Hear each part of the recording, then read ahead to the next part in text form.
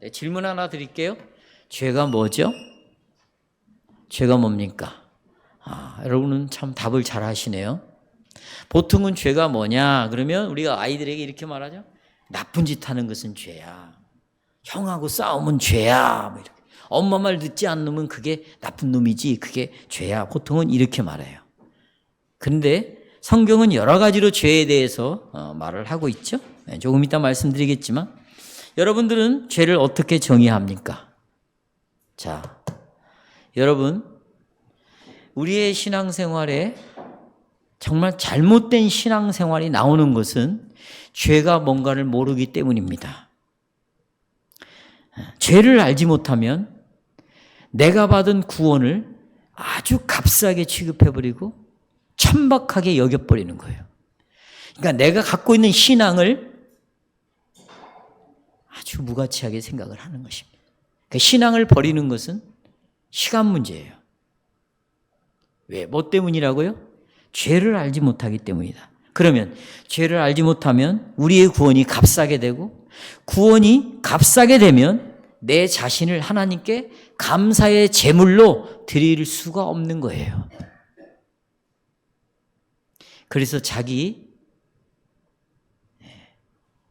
소견에 오른 대로 결정하고 선택하고 삶을 살아가는 거예요. 이것은 결국 자기 구원이 어떤 구원인가를 사람들 앞에, 식구들 앞에, 교회 앞에, 하나님 앞에 보여주는 꼴이 되는 거예요. 근데 처음부터 이런 삶을 사느냐? 그렇지 않습니다. 발람의 가르침을 계속 받은 거죠. 그래서 서서히 하나님과 세상의 차이를 없애버리는 거예요. 하나님의 생각과 세상의 생각을 거의 비슷하게 놓는 거죠. 그러니까 내가 세상 방식대로 살아가도 문제가 되지 않는다. 여기까지 이제 오게 되는 것입니다. 우리가 지난 주일에 내가 유일한 유로 가운데에서 살고 죽기 위하여 우리가 알아야 될 것이 무엇이냐? 첫 번째가 뭐예요? 죄와 비참함이 얼마나 큰가? 이걸 알아야 된다는 거죠. 네. 자, 성경은 죄를 불법이라고 말합니다. 하나님의 법을 어긴 걸 죄라고 말하고 또 불신, 하나님을 정말 끝까지 어떤 상황이 주어져도 나는 하나님을 끝까지 의지하리라. 이게 쉬운 게 아니에요. 특별히 젊은 청년들에게는 두 가지에 있어서 첫째는 아까 우리 구역에서도 그런 얘기를 나눴습니다만 결혼 문제에 있어서 정말로 하나님을 신앙하는가. 제가 구역하면서 어떤 분에게 잠깐 이 얘기를 들었는데 목사님이셔요. 근데 목사에게 딸이 있는데 이 딸이 불신자 남자를 데리고 온 거예요. 그것도 결혼하겠다고. 여러분 이것은 쉬운 일이 아니에요. 정말로 심각하고 어려운 일이에요. 여러분과 내가 얼마든지 이런 일에 떨어질 수도 있는 문제예요. 그리고 실제로 이런 일들을 여러분과 우리 가운데 경험하고 있는 거예요, 지금. 간단한 문제가 아니죠. 쉬운 문제가 아닙니다. 바로 이게 죄악이라는 것이죠. 불신. 끝까지 하나님을 의지하지 않는 것. 또 관역에서 벗어났다. 또 길에서 떠나 방황한다. 또 양무리에서 벗어난다. 이런 것들이 죄라는 거죠. 또 강팍한 마음, 또 뻣뻣한 목, 또 소경됨, 머리됨을 죄로 표현합니다. 또 죄는 선을 넘는 거예요. 또 선에 미치지 못하는 것. 선을 넘는 것도 문제, 선에 이르지 못하는 것, 둘 다를 죄라고 말합니다. 때때로 우리는 육신의 연약함으로 죄를 짓지만 고의적으로 알면서도 죄를 지어요. 오늘 우리가 10가지 계명을 낭독했어요. 첫째, 둘째, 셋째, 넷째. 분명히 우리가 낭독을 했는데도 알면서도 죄를 짓는다. 이것은 이제 더 심각한 문제가 발생이 되는 거예요.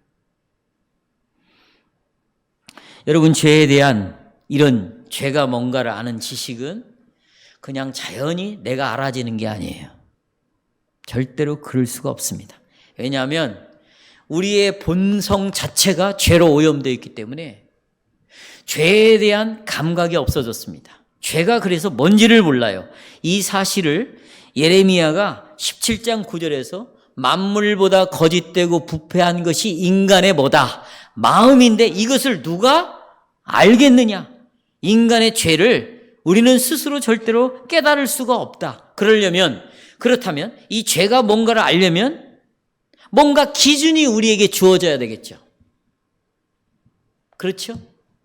그 기준이 뭐냐? 율법이라는 것이에요. 율법. 네. 율법은 하나님의 자녀들이 어떻게 살아가야 하는가를 가르쳐 준 거예요. 율법은 하나님의 백성들이, 언약을 맺은 백성들이 어떻게 살아가야 하는가를, 하나님이 어떻게 살기를 원하시는가를 10가지 계명에다가 실어 놓으셨습니다. 그래서 이게 죄냐 아니냐의 판단을 우리는 10계명으로 판단할 수 있는 거예요. 왜냐하면 하나님이 주신 표준이 되니까 이것은 굉장히 옳은 방법입니다. 그래서 이게 선이냐 악이냐를 알기 위해서 우리는 스스로 판단할 수가 없어요. 우리는 심각한 건 뭐냐면 선을 악으로 생각하는 사람이 있어요. 기독교 안에서. 악을 또 뭘로 여겨? 선으로 생각하는. 이것은 표준을 모르기 때문에, 율법을 버려봤기 때문에 자기 나름대로 상식적으로 이것은 좋은 거야. 그래 난 이렇게 살겠어. 그건 선이야라는 거죠. 근데 그게 악이라는 거예요. 자, 예를 들자면 하나님께서 이스라엘 백성들 가나안 땅에 있는 족속을 다 죽여라. 인간으로 볼 때는 그게 악이에요. 왜 죽이기는? 근데 이게 누가 볼 때는 선이에요? 하나님이 볼 때는 선이에요. 인간적으로 볼 때는 내가 직장을 포기하고 끝까지 하나님의 뜻을 기다리는 거 볼 때는 그게 악이에요. 근데 하나님 볼 때는 그게 뭐예요? 선인 거예요. 그러면 이 선과 악의 표준을 뭘로 확인할 것이냐? 그것은 하나님의 계명을 따라서 우리가 판단할 수 있다. 왜? 그 계명은 곧 하나님의 뜻을 집약을 시켜놓은 거예요. 누구의 뜻? 하나님의 뜻을. 그런데 요즘은 여기에 그치면 안 돼요. 성도 여러분, 이렇게 하나님의 계명을 지키는 것도 중요하지만 이렇게 계명을 어기는 것보다 더 큰 죄가 있어요. 이걸 꼭 기억하십시다. 그 계명 배후에 있는 어떤 것이에요. 그러니까 계명 너머에 있는 이 어떤 것을 우리는 반드시 알아야 될 필요가 있겠죠. 그렇죠? 그러면 계명 너머에 있는 그 어떤 것이 뭐냐? 보십시오. 하나님께서는 우리를 창조하실 때 계명을 지키는 자로 만드신 것이 아니에요. 그건 나중에 문제예요. 내가 이런 계명을 지켰다 안 지켰다는 나중에 문제라고. 나중에. 중요하지 않다는 게 아니에요. 그건 나중에 생각할 문제예요. 내가 신자와 불신자와 결혼할 것인가는 나중에 문제예요. 내가 어떤 직장을 선택할 것인가? 나중에 문제예요. 내가 이런 것들은 다 나중에 문제라고요. 이런 것들이 중요해서 앞으로 오면 문제가 발생이 되는 거예요. 그러면 첫 번째가 뭐냐? 하나님이 우리를 하나님의 형상대로 만들었어요. 인간만 형상대로 만들었습니다. 이유는 뭐냐? 언약을 맺으려고 그러신 거예요. 하나님과 관계를 맺고 언약 관계를 맺기 위해서요. 이 언약 관계는 짐승하고는 맺을 수가 없는 거예요. 사람하고만 맺을 수 있습니다. 왜? 인간만 형상대로 지음받았기 때문입니다. 그런데 인간은 형상대로 지음받았기 때문에 보십시오. 생각할 수 있는 존재로 만들었어요.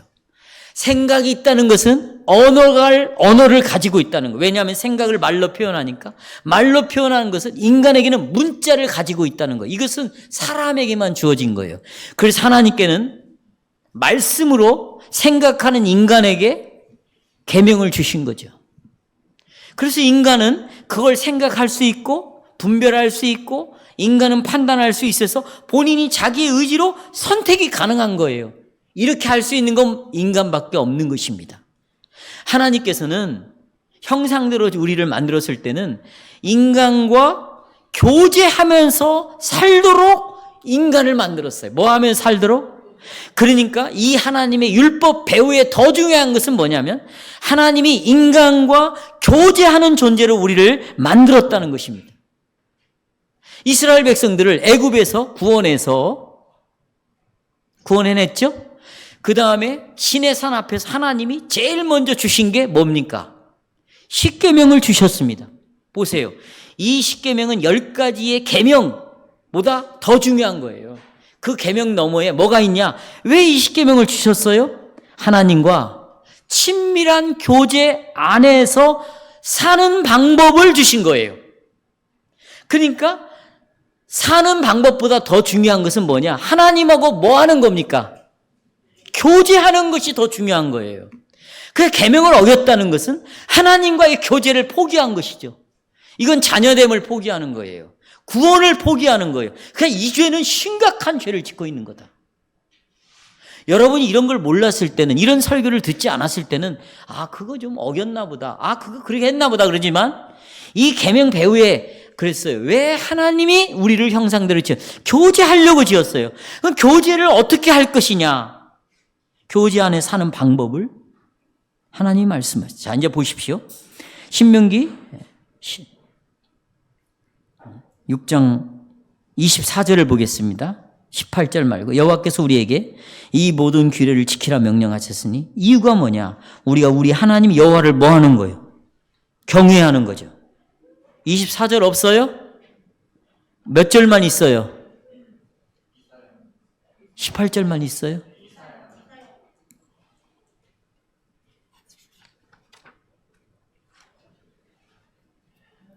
좋습니다. 거기 보시면 교제하기 위해서는 이 말씀을 지키라 그런 거죠. 그러니까 성도 여러분 따라서 자, 죄라는 것은 계명을 어기는 것 이상의 것이 있어요. 예를 들어 볼게요. 다윗이 밧세바와 간음죄를 저질렀죠. 그래서 이 문제를 덮기 위해서 그 남편인 우리아를 죽입니다. 그리고는 다윗이 여호와께 시편 51편 4절에서 뭐라고 말하냐면 내가 주님께만 범죄했다고 그래요. 내가 하나님 앞에서만 범죄했다고 그래요. 이 말은 사람에게 죄를 짓지 않았다 이 말이 아니에요. 그런데 왜 하나님께만 범죄했다고 말하는가? 다윗은 먼저 내가 이 죄를 지음으로 하나님과 언약을 뭐 했다? 파기했다. 오늘도 오전에 그 설교 아니에요. 이스라엘 백성들이 왜 검의 심판을 받았습니까? 그들이 뭘 깨뜨렸어요? 언약을 깨뜨렸어요. 지금 버가모 교회가 신앙고백, 개혁주의 신앙고백을 다 배우고 있고 붙잡고 있어요. 근데 이 안에 사단이 자리를 잡고 있다. 성도들 가운데 거짓 신자들이 있다. 왜? 뭐 때문에? 언약을 깨뜨리고 있다는 거예요. 계명을 깨뜨리고 있다는 거. 그것은 본질적으로 하나님과의 교제를 포기한 거예요. 그래서 다윗이 내가 하나님께만 범죄했다. 이 말은 내가 하나님과의 이 언약을 깨뜨렸으니 먼저 이것부터 회복하게 해주십시오. 라고 말하는 의미에서 내가 하나님께만 범죄했다라고 말을 합니다. 저는 다음과 같은 주제로 오늘 설교를 요약하겠습니다. 하나님께서는 우리로 하여금 하나님과 또 우리 이웃과 교제를 깨뜨리는 죄를 깨달으라고 요구한대요. 교제를 깨뜨리는 죄, 하나님과의 교제, 이웃과의 교제. 자, 첫째, 죄라는 것은 평강을 깨뜨립니다. 따라서 평강을 깨뜨린다. 그러니 죄를 끊어내야 되겠죠. 그렇죠? 사랑하는 여러분, 자, 하나님의 복은 어디에 담겨져 있냐면 샬롬이라는 말 속에 담겨져 있어요. 샬롬이라는 말은 평강이라는 말이에요. 솔로몬의 이름이 샬롬이에요. 샬롬. 거기서 비슷하잖아요. 샬롬, 솔로몬. 그렇죠? 그리고 예수의 이름이 평강의 왕이에요. 예수님이 뭐라고요? 평강의 왕이라고 말해요. 그러니까 하나님의 복은 어떤 걸로 전달이 되냐면 샬롬, 평강으로 전달이 됩니다. 그러나 샬롬이라는 것은 내 마음이 평안해졌다. 내 마음이. 그 다음에 어느 나라와 막 다투거나 누구가 싸우고 있는데 이제 더 이상 싸움을 안 하고 평안한 시대가 되었다. 그런 의미에서의 평강은 결코 아니죠. 성경에서 말하는 샬롬, 솔로몬, 그 다음에 예수의 이름이 샬롬이에요. 평강의 왕. 이때 말하는 이 평강이라는 건 완전을 의미해요. 뭘요? 완전, 완성, 이런 뜻이에요. 그러니까 완전한 상태로 들어가는 것이 샬롬이에요.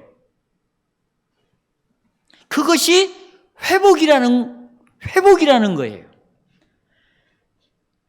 이해하시겠어요? 그러니까 여러분 보세요. 여러분이 예수를 믿고 지금 완전한 상태 안으로 들어왔어요. 예수님 때문에. 그래서 하나님은 여러분을 불완전하게 봐요? 완전하게 봐요? 완전하게 보는 거예요. 그 의롭다고 보는 거예요. 그게 평강의 상태란 말이에요. 그러나 아직 실제적으로는 완전해요? 불완전해요? 불완전하고 있어요, 지금. 그래서 여러분 구약시대 때 제사장이 하나님 앞에 희생 제사를 드린 후에 선언합니다. 복을 선언해요. 네, 선언합니다. 뭐라고 선언하냐면 하나님은 내게 복을 주시고 너를 지키시기를 원하며 하나님은 얼굴을 네게 비추사 은혜 베푸시기를 원하며 하나님은 그 얼굴을 내게로 향하여 드사 뭘 주시기를 평강 주시기를 원하노라. 이게 지금 하나님이 주시는 복이 평강의 안에 들어있어요. 그러니까 샬롬이라는 것은 하나님과 그 다음에 이웃과의 교제가 평강해졌다라는 뜻입니다. 그러니까 고통도 없는 거죠. 질병도 없는 거고 죽음, 슬픔, 죄가 없는 거예요. 그러면 그런 삶은 정말 기쁨의 삶이 되겠죠. 그렇죠? 자, 우리는 이런 삶이 어디서 이루어지는가? 지금 이미 이루어졌어요. 샬롬의 상태가 이루어졌지만 그러나 완전한 상태는 아니죠. 정말 새하늘과 새 땅이 완전히 이 교회가 완전히 완성이 되면 그때 우리는 영원히 하나님과 평강의 상태를 이룰 것입니다. 그러나 우리는 왜 하나님과 이웃들과의 교제 속에서 관계 속에서 이 평강 샬롬을 경험하지 못합니까? 그건 바로 죄 때문입니다. 우리는 욕심이 있어요. 봐요. 육신의 욕심, 내 욕망. 죄는 보세요. 욕심이 잉태한 즉 몰라요. 잘 들으세요. 욕심 때문에 뭐가 나왔어요? 죄가 장성한 즉 뭐가 나왔어요? 아담과 하와가 하나님처럼 되려고는 욕심이에요. 지금 내가 왜 이런 것들을 결정하고 살아가냐? 그게 자기의 욕심인 거예요. 그게 죄라는 거예요. 이 욕심은 결국 하나님의 교제를 깨트립니다. 그래서 내가 행복할 수 있으면 지름길을 선택하는 거예요. 내가 만족할 수 있으면 하나님의 율법을 언제든지 포기할 수 있다. 이런 생각을 갖고 있어요. 바로 이런 죄악된 생각 때문에 하나님과의 교제가 끊기죠. 이웃과의 교제가 끊깁니다. 가정 안에서도 벌써 신앙의 일치가 파산이 돼버리는 거예요. 그 중심에 마귀가 딱 들어오는 거예요. 이게 무서운 거죠. 그러니까 정신을 차려야 된다는 거예요. 우리의 문제는 이 율법을 제대로 이해하지 못하는 것이 문제입니다. 왜 율법을 우습게 하는가? 그래서 하나님과의 교제가 깨지고 그래서 이웃과의 교제가 깨지는 이유가 뭔가? 율법이 뭔가를 모른다. 젊은이들은 이렇게 생각해요. 율법은 나를 억압한다고 생각해요. 내가 하고 싶은 것 하지 말라고 말하고 있고 율법이 그렇죠? 하지 않아. 하고 싶지 않아. 그런데 그것을 하라고 말하고 있어요. 안식일을 거룩히 지켜라. 하루 종일 창조의 하나님을 기념하고 나를 구원한 구원의 하나님을 기념하면 일하지 말아라. 그런데 나는 일하고 싶은 거예요. 그러니까 내가 하고 싶은 걸 못하게 해. 하고 싶은 걸 못하게 해. 안 하고 싶은 걸 또 하라고 말해. 그러니까 율법이 나를 억압한다고 생각하는 거예요. 나를 꼼짝 못하게 종으로 만든다고 생각하는 거예요. 그러니까 율법이 싫은 거예요. 이렇게 율법을 이해하고 있단 말이죠. 그러니까 이런 영혼이 어떻게 하나님의 말씀을 따라서만 하나님과 교제가 가능하고 그리고 이웃과의 가족과의 성도와의 교제가 가능하는데 이것을 깨트리는 사람이 어떻게 교제를 유지할 수 있겠냐. 그러니까 신앙생활을 하지만 평강이 깨진 채로 예배를 드리는 겁니다. 제가 이제 조금 이따 예를 드릴게요. 평강이 깬 채로 예배 드리고 교회 안에 식구들과 평강이 이미 깨진 채로 죄가 들어옴으로 교제가 형성이 되니까 교제가 이루어질 수가 없는 거예요. 이것을 잘 지금 내가 말하는 내용을 잘 설명해 놓는 것이 이사야 1장입니다. 이사야 1장 어떻게 하나님과의 교제를 깨트렸는지 보세요. 2절 보세요. 하늘이여 들으랴 땅이여 귀를 기울이라. 아까도 말했어요. 증인을 삼을 자가 아무도 없어. 전부 죄를 지어서 하나님과의 교제를 깨트렸으니까. 그래서 하는 수 없이 이 피조물을 따라서 피조물을 증인으로 삼는다. 그게 뭐예요? 하늘 뭐예요? 땅. 내가 자식을 양육했다. 지금까지. 그들이 나를 거역했대요. 소는 임자를 알아. 나귀는 구유를 알아. 이스라엘은 그걸 깨닫지 못하고 모른다 그 말이에요. 그러니까 여러분 이스라엘의 이 반역, 패역, 언약을 깨트린 이 죄는 동물의 예를 들은 거예요. 이 기가 막힌 거예요. 이게 얼마나 비참한 건지 몰라요. 어떻게 여러분 하나님이 인간이 도대체 이 죄가 뭐냐를 설명하는데 짐승을 갖다 예를 드시겠어요? 이거 너무 정말 비참한 일이에요. 근데 어떻게 되느냐? 짐승도 주인을 안다는 거예요. 왜? 이 주인이 나가서 돈을 주고 이 짐승을 사왔어요. 그것을 이 짐승은 안다는 거예요. 죗값을 치르시고 마귀의 권세에서 우리를 자유케 했어요. 이스라엘 백성을 그렇게 구원했잖아, 애굽에서. 그런데 이 주인이 누군지를 모르는 거예요. 나는 나의 것이 아니요, 나는 누구의 것이다? 주님의 것이다. 이거의 증표로 세례를 받았는데 세례를 받은 자가 내 주인을 모른다는 거예요. 이 거짓된 세례죠. 또 하나, 나귀도 임자를 안다는 거예요. 말구유. 그러니까 주인이 얼마나 이 짐승을 은혜로 먹을 걸 줬겠어, 그동안에. 그렇죠? 하나님이 우리를 은혜로 보호하시고 인도하시는데 임자를 모른다는 것입니다. 이런 짐승도 보세요. 생활의 근본, 윤리를 압니다. 생활의 근본 원리를 알아요. 근데 하나님의 백성이라고 하는 자들이 알지 못한다. 이유는 그 다음에 나와요. 주인을 버렸다는 거예요. 관계를 파기했다는 겁니다. 4절, 범죄한 나라, 여호와께서는 계속 이어서 말합니다. 허물진 백성, 행악의 종자, 행위가 부패한 자식, 그들이 여호와를 버렸어. 이스라엘의 거룩하신 이를 멸시, 만홀히 여겨 멀리하고 물러갔다. 근데 여기 보시오. 저들의 죄악은 어제 오늘의 일이 아니래요. 종자가 이미 죄에 물들었대. 씨앗이.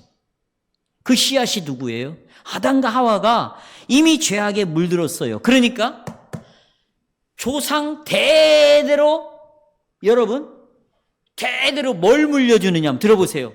하나님과의 교제를 깨트리는 법을 대대로 물려준 거예요. 하나님과의 교제를 깨트리는 법을 가르쳐 준 거예요. 그게 뭐냐? 발람이 가르쳐 준 교리예요. 세상과 너는 차이가 없다. 거리도 없다. 하나님과 인간은 차별이 없다. 비슷하다. 그러니 친구가 되어서 그 세상 속에서 네가 원하는 걸 성취해라. 부모들이 그렇게 가르쳐 왔어요. 그래, 물질이 전부예요. 먹고 사는 것이 전부예요.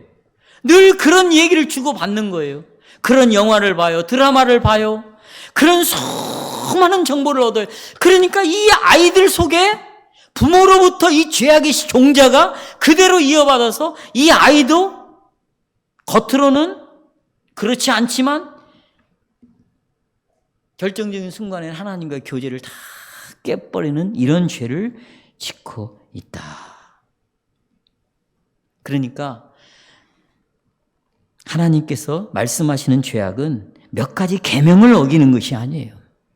하나님께 대한 반역을 하는 거죠. 네, 반역. 배신을 하는 것입니다. 이것이 교제를 깨트리는 거예요. 11절에 보시면 여호와께서 말씀하시되 너희의 무수한 재물이 내게 무슨 유익이 있느냐. 그 수많은 재물. 나는 순양과 번제와 살찐 짐승의 기름에 하나님 배불렀대. 나는 수송아지나 어린 양이나 순수의 피를 기뻐하지 않는다. 그러니까 이스라엘의 제사를 하나님은 더 이상 기뻐하지 않는다. 이게 충격적인 말일 수밖에 없어요.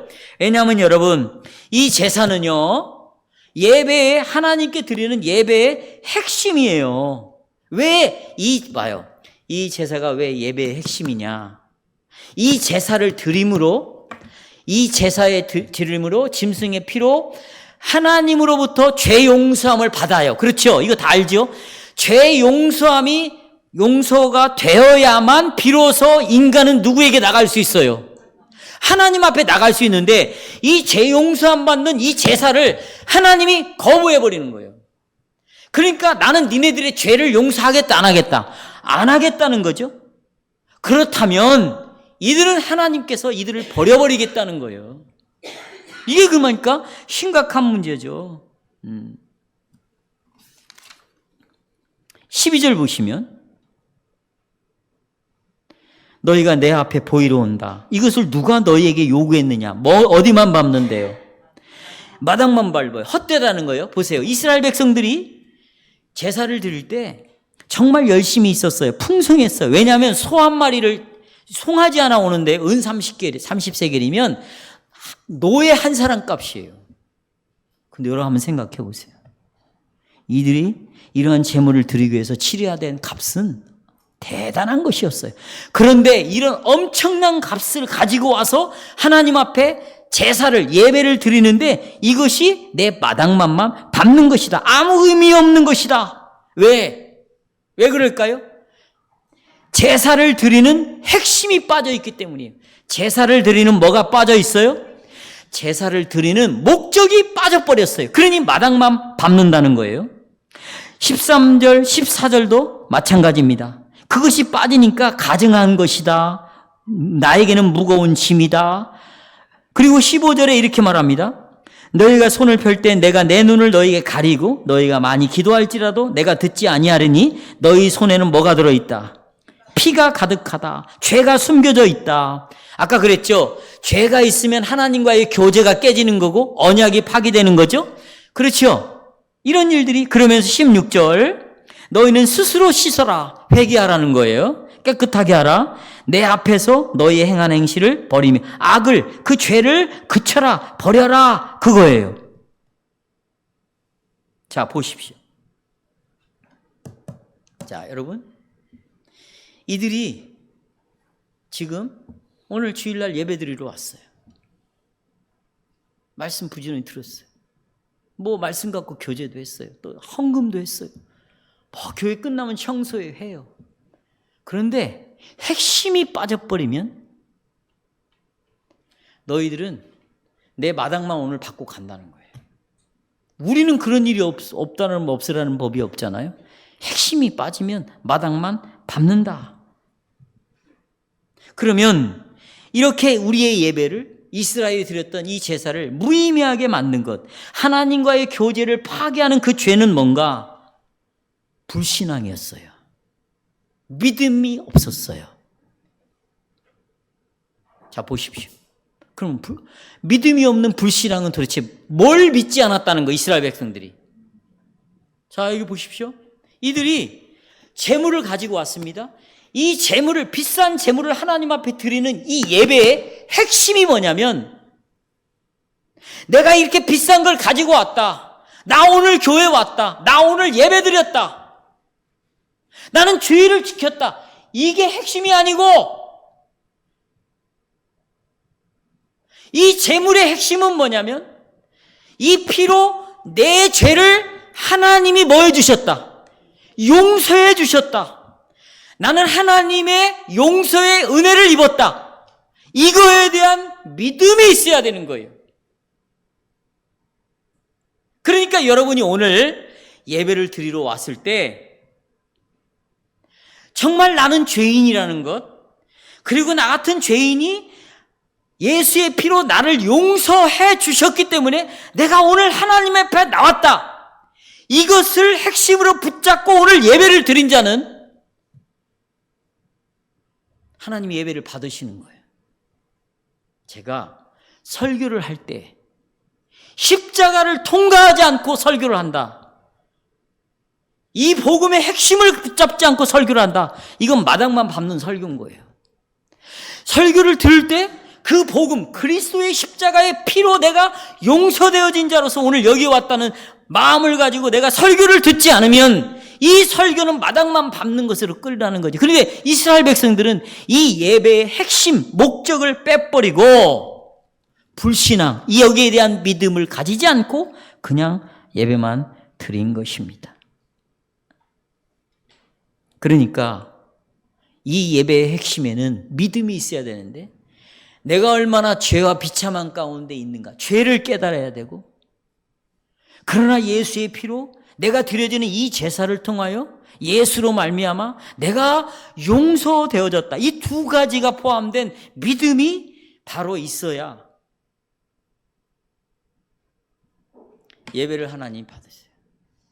그러니까 여러분과 제가 십자가 없이, 보혈 없이 이 자리에 앉아 있거나 제가 여기 올라왔다면 그건 하나님의 저주를 받을 자들이고, 그런 자들은 겸손하지 않을 수가 없어요. 그리고 이런 말씀을, 오늘 같은 말씀을 들었을 때 정말 회개할 수밖에 없고 자기를 돌아보면서 다시 자기의 죄를 고백할 수밖에 없고 이 죄가 용서되는 것은 오직 그리스도밖에 없음을 바라볼 수밖에 없고, 그런 자들은 이 죄에 대하여 두려움을 갖게 되고 미움을 갖게 되고 슬픔을 갖게 되는 거예요. 왜냐하면 이 죄가 얼마나 비참한 걸 아는데 다시 이 죄의 자리로 돌아가, 그리고 이런 죄의 종자를 또 자식들에게 물려주고 이런 죄를 지켜야 할 것이냐. 그럴 수가 없는 거지. 우리가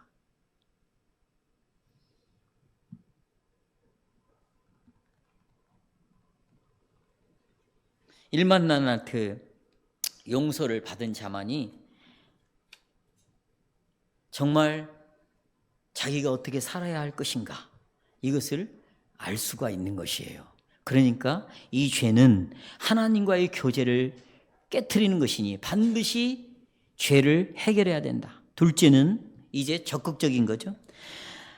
사랑이라는 것은 삶을 새롭게 해요. 그러니까 사랑하라고 말하는 거예요. 이사야 11장 읽었어요. 아까 1장에서는 인간의 죄가 어느 정도인가를 말씀을 드렸고 11장은요. 이런 죄인, 이제 이어서 들어야 돼요. 이런 심각한 죄를 정말 증인이 없어서 하늘과 땅을 증인으로 삼아야 되고 짐승만도 못한 죄인인데 이런 죄인들에게 복음이 들려지는 거예요. 복음이 그게 뭐냐면 1절 보세요. 이새의 줄기에서 한 싹이 나며 그 뿌리에서 한 가지가 나서 결실할 것이다. 여기 이새는 누구죠? 다윗의 아버지예요. 그런데 이 다윗의 아버지인 이새에게서 난 아들이 영원히 왕노릇한대요.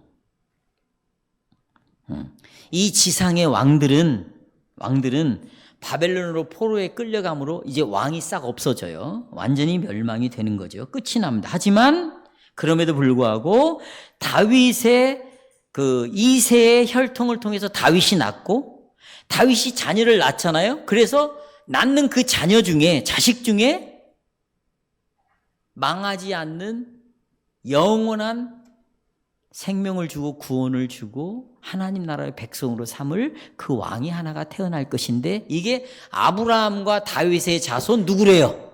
예수 그리스도예요. 그게 누가복음 1장 32절 33절에 마리아를 통해서 한 말 속에 나타나 있습니다. 그가 큰 자가 되고, 보세요, 예수님이 지극히 높으신 이의 아들이라 일컬어질 것이요. 또 주 하나님께서 그의 조상, 보세요, 다윗을 통해서 왕권을 그에게 주리라. 33절 영원히 야곱의 집, 이건 교회를 가리키죠. 집을 왕으로 다스릴 것이며 그 나라가, 예수님이 다스린 나라가 뭐하리라? 영원하리라. 그러니까 여러분, 죄로 말미암아 교제가 깨졌어요. 나라도 이제 잃었어요. 예루살렘 성이 불타 없어졌어요. 성전이 완전히 무너졌어요. 더 이상 왕도 없어요. 그러니까 인간적으로 보면 정말로 고통 속에 있는데 하나님이 이새의 줄기에서 한 싹이 나온다. 다윗이라는 아들이 나올 것이다. 이 다윗을 통하여 우리의 왕, 영원한 왕이 그러니까 예수님은 누구의 아들이냐면 다윗의 아들로 오는 거예요. 육신으로는. 그렇죠? 그래서 그 예수님이 우리를 영원히 이끌어 갈 것이다. 구원을 주실 것이다. 아까도 말한 복은 평강 속에서 보여진다고 그랬죠? 우리에게 진정한 평강을 줄 왕이 올 것이다. 그리고 예수님이 그 일을 했어요, 안 했어요? 하나님이 세상을 이처럼 사랑하다 독생자를 주셨으니 이는 저를 믿는 자나 멸망치 않고 영생. 우리에게 이 왕이 오셔가지고 영생, 구원을 주셨어요. 내가 곧 길이요. 하나님께로 갈 수 있는 길을 열어주셨어요. 진리요, 생명. 우리에게 영원한 생명을 이 아들이 다윗의 혈통을 따라 왕으로 오신 예수님이 우리에게 그렇게 했다. 이 왕은 하나님과 우리 사이를 평강으로 만들어주시고 또 이웃과 우리와의 관계를 평강으로 우리에게 만들어주는데 이 왕은 공평한 왕이요. 공평한. 또 뇌물을 받지 않아. 소문에 근거하여 사람을 결정하지 않아. 편견을 갖지 않아요. 가난한 자들이 부당하게 압제를 당하고 있는데 그들을 거기서 건져줘요. 공정하게 일을 처리해요. 그래서 지상에서 인간관계가 서로 회복되는 거예요. 그게 어디냐? 교회예요. 교회는 그런 일이 일어나는 거예요. 여기서 누가 높고 낮음이 없어요. 누가 많고 적음이 없어요. 똑같아요. 복음 안에서 관계가 다 우리들끼리의 관계가 회복이 되는 거예요. 그래서 구속을 받고 새롭게 된 자녀들은 하나님과 친밀한 교제가 다시 회복이 돼요. 평강이 유지가 돼요. 하나님과의 교제, 이웃과의 교제도 다시 이루어지는 거예요. 그래서 오늘 마태복음 22장 37절에서 이렇게 말합니다. 이제 두 계명으로 친밀한 교제를 하면서 살아가는데 어떻게 살아가냐? 마음 다하고 목숨 다하고 뜻을 다하여 누구를 사랑하고 그 다음에 내 이웃을 이웃처럼 사랑하게 되어 있어요. 그러니까 여러분 율법의 초점, 율법이 가지고 있는 그 정신은 뭐냐면 내가 이 계명을 지키냐 안 지키냐의 문제가 아니에요. 내 마음이, 내 생각이, 내 계획이 뭐 때문에 이렇게 하느냐? 내가 뭐 때문에 하나님의 계명에 순종하느냐? 마음과 뜻과 다하여 하나님을 뭐 하라고 그랬어요? 사랑하는 것. 내 이웃을 내 몸처럼 여기는 건 뭐 때문이에요? 뭐 때문이에요? 사랑 때문이에요. 그러니까 보세요. 나의 말, 생각, 내가 지금 결정하고 살아가는 모든 것이 원인이 뭐냐는 거예요. 내가 정말 하나님을 사랑하기 때문에 이런 결정을 내렸느냐? 이것은 선이에요. 그러나 하나님을 사랑하는 마음 없이, 이웃을 사랑하는 마음 없이 내가 지금 이런 행동을 하고 다닌다. 이것이 바로 죄예요.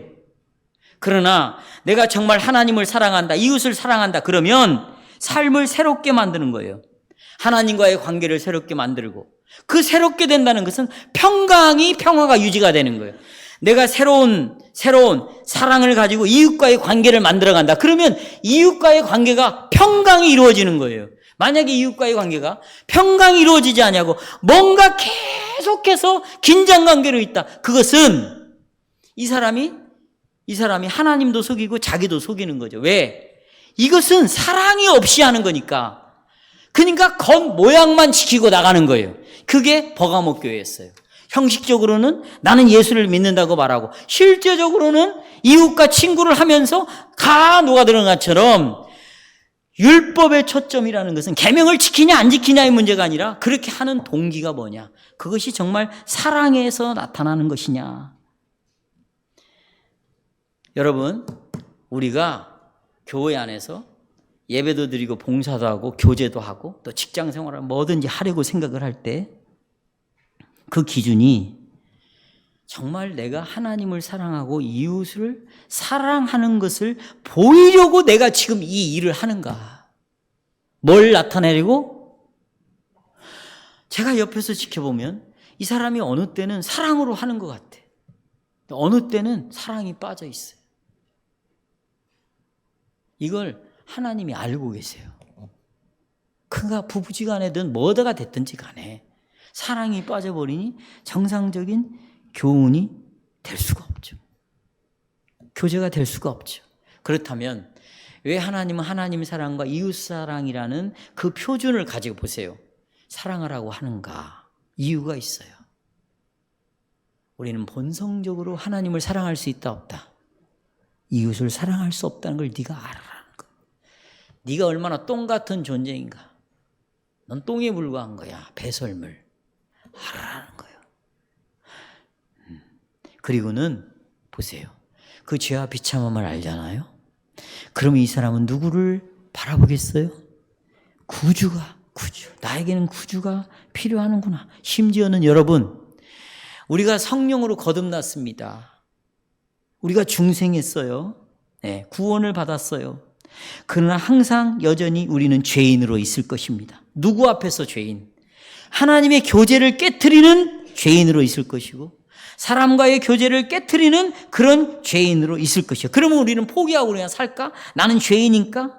그래서 우리가 도르트 신경 성도의 견인을 말할 때 그럼에도 불구하고 하나님은 우리를 버리지 않기 때문에 다윗과 같은 자도 반드시 회개를 시켜서 뭘 시켜서?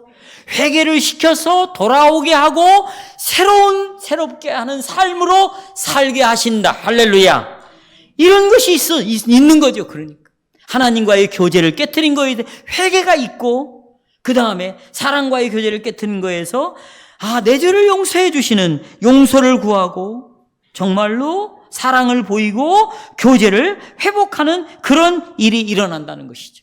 그러나 지금은 이런 것들이 부분적으로 일어나 회복이 죄를 짓고 회개하고 돌아오고 하나님과의 교제에 있어서 이웃과의 교제에 있어서 다시 사랑을 했다가 또 이렇게 했다가 또 뒤집박기 돼. 그러나 이사야가 아까 말했죠. 이사야 11장에서 이리가 어린 양과 논대요. 이리가 표범이 어린 염소와 함께 눕는데 송아지와 어린 사자가 함께 있는데 독사굴에 어린이가 멀로도 물지 않아 손로도 물지 않아. 이것은 이사야가 지금 이런 새롭게 되는 말도 안 되는 이 동물의 질서를 설명하면서 에덴 동산에 원래 있었던 것이 이런 평화였다는 거예요. 그러니 이 평화가 다시 그리스도 안에서 뭐하게 될 것이다. 회복이 될 것이다. 그러니까 원수끼리도 사랑을 하게 되는 거예요. 이게 여러분 보세요. 이리와 아까 양이 어떻게 살아? 둘이 원수야. 서로 잡아먹어. 그런데 그런 관계가 다시 뭐 하는 거예요? 회복이 되고 그 안에서 서로 화목을 이루고 화평을 이루게 되는 것이죠. 말씀을 맺겠습니다. 이것은 언제 이루어질까요? 예수께서 다시 오실 때 가져올 평강입니다. 여러분 그때 우리의 모든 죄가 완전히 제거될 거예요. 그때는 우리가 죄를 짓지 않습니다. 완전한 교제 속으로 들어갈 거예요. 또 우리의 지체들과 이웃들과도 완전한 평강 가운데서 함께 살 거예요. 이 놀라운 영광을 누리게 하실 하나님께 찬송과 영광을 돌리시기를 바랍니다.